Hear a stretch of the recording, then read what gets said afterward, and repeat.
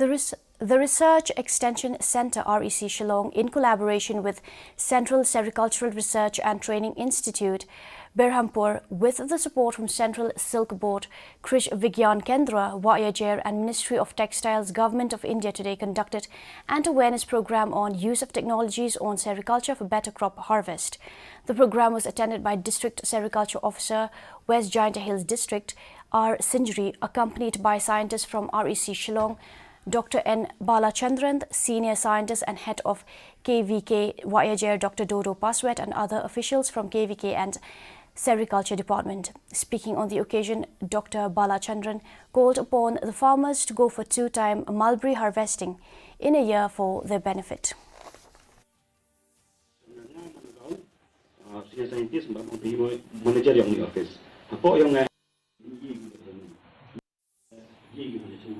Of course, there is a block here, means the climatic conditions are not favorable here because of heavy rainfall in this zone.